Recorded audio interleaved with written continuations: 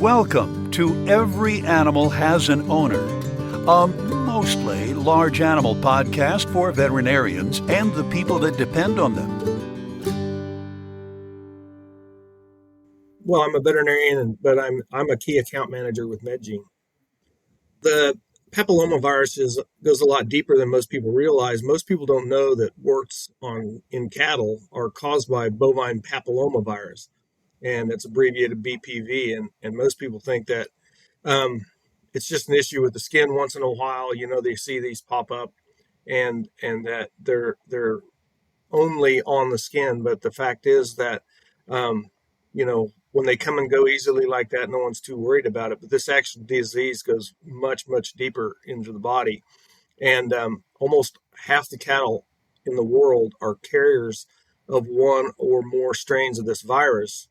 And many of these do not show actual warts on the skin. They are carriers of this virus that may be affecting a number of different body systems, even in the absence of warts that are on there. So there's hundreds of different papilloma viruses in the world in all different animals.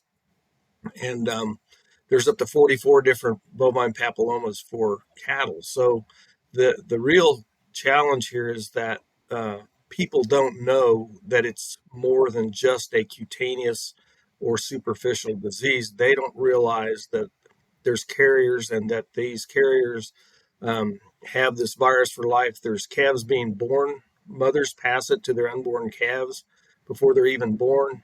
And so we have a very systemic disease that is very endemic in the cattle population in the world. And the other things that it may cause is affecting fertility. It may cause cancer in other species. In horses, the same virus in a horse causes cancer. And now that we use a lot of embryo transfer, it's been found in everything to do with embryo transfer. So we know we have that virus everywhere, and it's shed in all bodily fluids. So every animal is pretty much being exposed to it.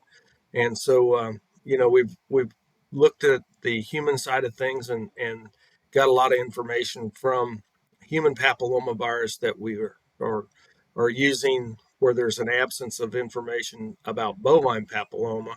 And that's helped us understand the needs that are out there. But really, this is a systemic disease that causes more than just the occasional wart on the surface.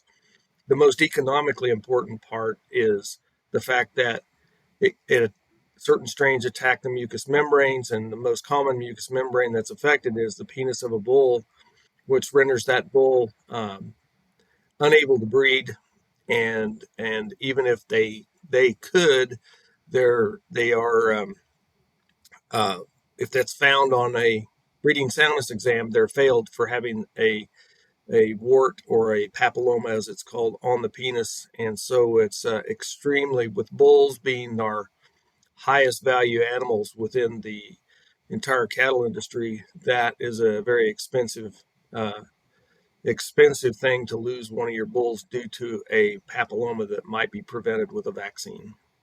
I've been educating people about the same information for a period of time now. When they find out how serious a systemic disease this is, then we're looking at moving forward with more intervention, using vaccines at different phases of the cattle industry and trying to get this problem reduced overall.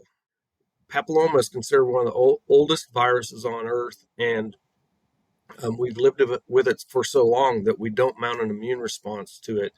But it's shown that vaccination has a far greater immune response and building of antibodies against this virus than natural infection does. So the idea is, yes, if we can get in there at a young age and get them well vaccinated before they are exposed or before the disease, even if they have it, if we can prevent those lesions from forming with vaccination, then early intervention is the key.